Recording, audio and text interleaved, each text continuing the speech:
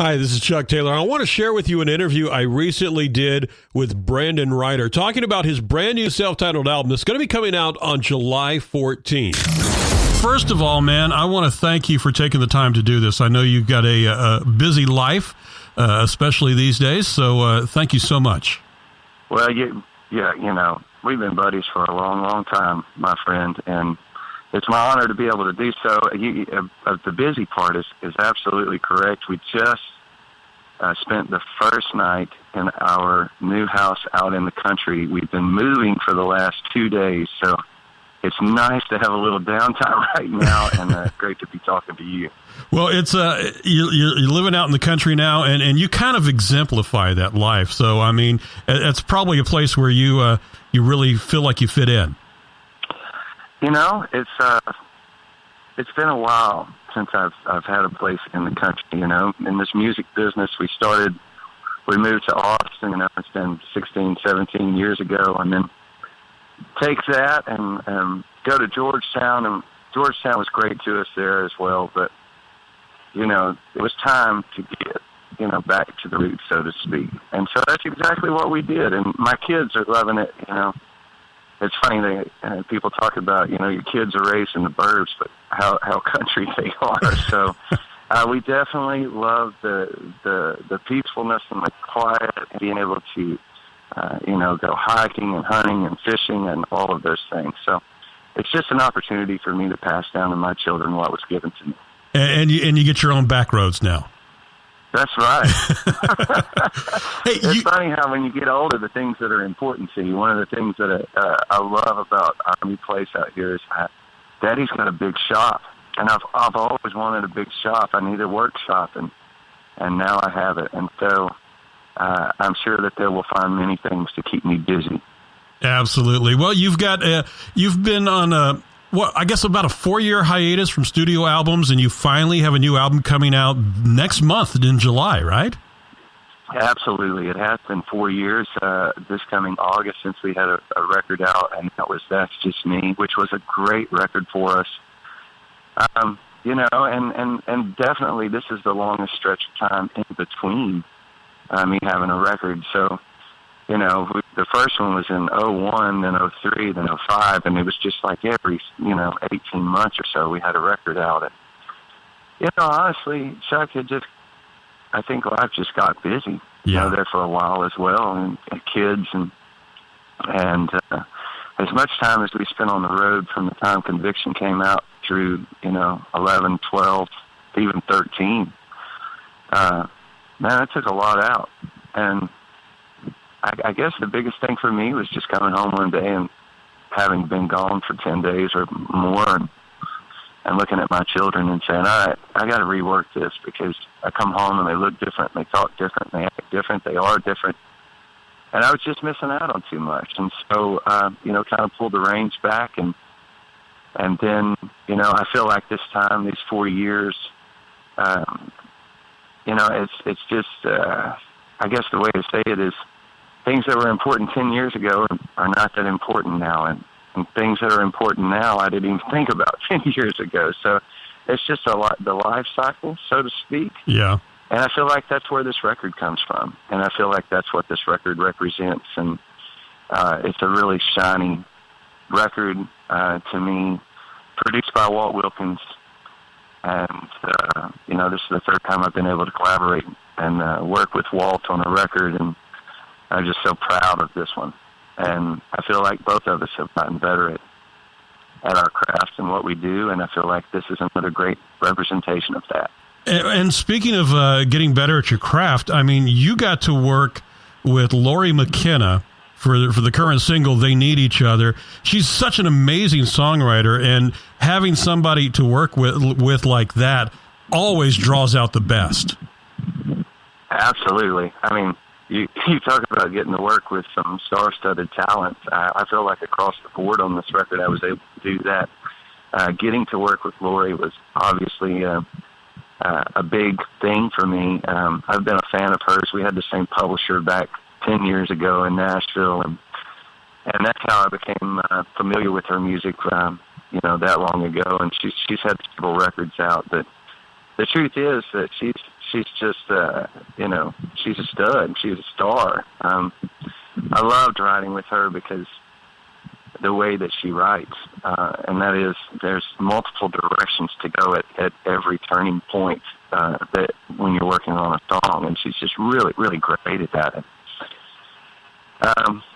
My kids are big fans of hers, and I've made so many people fans of hers. I don't think she needs me to make fans now. She's got Grammys and ACM Songwriter of the Year, and she is amazing. To have her lend her talent not only to this song, but also to be, her vocals to come down when she was in Austin. She stopped by the studio and lend her vocals to it. It's it's a win for me. Yeah. But, I love the song too. It's such a great. To me, it's about relationships. It's about lasting relationships, and the fact that, you need more than just that puppy love that started the whole thing out. When you really start talking about love, people, how you become a team. Yeah. That's really what it is. You become a team, and the song evolved in a story from me literally coming home. I had been gone for a few days. You walk through the door, hey, I'm home, and I could hear my wife in the back. I made my way to her, and I rounded the corner, and she was up under my daughter's sink, trying to clean a clog out of the drain. And, first off, she had told me about this. It was on my honey-do list. I hadn't gotten to it. So she decided to take matters into her own hand. And so that's really where the song starts out, because even though I was getting the death stare, that I hadn't gotten this done, I was smiling too, because, I was happy that, she would just jump in there and say, hey, he ain't got this done, I'm going to get this done. And I think that's what it takes. And so I told Lori that little story, and hey, the song began. It didn't take us long to write it. So that's usually the way the good ones are written. It usually doesn't take real long. Yeah, and be honest, Lori probably said, you know what, you need this song to get off the SOL list because you didn't do the thing you were supposed to do. Well, honey-do lists sometimes can get long, and it was on the list. I just hadn't got to it yet. And yes, I had been given the touch there when I rounded the corner there. So I knew that I was in trouble, but I was still smiling inside. Yeah, so has she forgiven you for not fixing the sink? Well, I think the song might have made helped her forgive me. Especially if you get a number one off the song, right? Absolutely. And let's talk about that song in the video too. The video came out last Friday, and today, I believe, as of this morning, it's been viewed over 120,000 times. This song is one of those songs that I feel like has long legs, and I feel like it'll be around for a long time. And really, really super duper happy with this video. And you can go to my website, BrandonRhyder.com, and watch it there. I'm proud of this. I'm so proud of this project from top to bottom. I'm proud to have been able to have worked with Walt again. Yeah. Ron Flint also, who engineered the record. Basically, Walt called me and said, you got to put Ron on there as co-producer because he did so much and his knowledge is so amazing. And he's right. And I can't wait for everybody to hear this thing. Yeah, and plus, I got to mention this. You got an interview in Rolling Stone Country, dude. I mean, how cool is that? Everybody dreams when they get into music of being involved with Rolling Stone, and yeah. Boom, you got it. Oh, no doubt. And we've put together such a great team this time, and to have that effort and to be able to get things like the Rolling Stone interview, it's huge. I mean, it really is in this day and time. Still huge to be able to do that, get that opportunity, and it's funny. Sometimes when you think you haven't had a record out in the last 4 years, and everybody was so used to getting material from me every 18 months, and then you go this long, and you wonder if, well, I mean, are the people going to respond to this? Are they going to hear this? And I think the response across the board has been really, really phenomenal so far.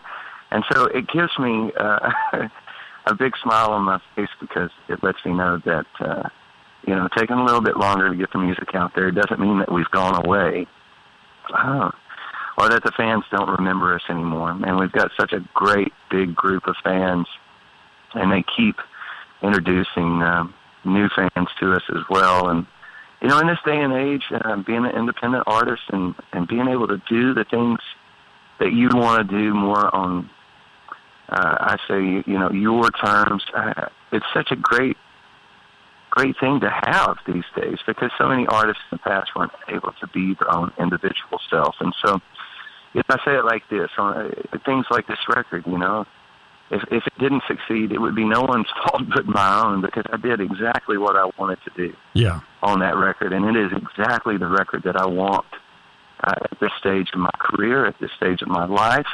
It's exactly the record that I want to put out. And I think it reflects that. And I think it's going to be really successful. And when it comes out in July, we're also going to not only see songs co-written with Lori McKenna, but you co-wrote with Keith Gaddis, Michael Hearn, and Bree Bagwell. I mean, dude, you're hitting with some powerful people. No doubt. It's good to have good friends, and all of the writers on this record are friends of mine. If there's anything that I could kick myself on the record, it's not having maybe another co-write on there, and that being with Walt. Yeah. Because, I mean, Walt is like, one of my very favorites in the world, and getting to work with him again was really great. But Gaddis and I, I've known Gaddis for a long time. I recorded a song of his back on Conviction called California. Yeah. And that dude is so super uber talented. Michael Hearn, I love his music. I was up in Red River, New Mexico, the first time I got to listen to him. He gave me his last record, and my wife was with me. We were in Red River, and I got that record, and I was driving home, and I think it was about Lubbock that she said, "Are you going to listen to this Michael Hearn record the entire ride home?" And I said, "Yes, I am." And I think I might have turned it off, about halfway in between there. But he's a phenomenal writer, great picker, great storyteller. And then another duet on the record with Bree Bagwell. And she stopped by the house one day on her way to Austin, and we spent a couple of hours penning a song that I think is, it's different for her. I think she did a phenomenal job with her vocals on that song.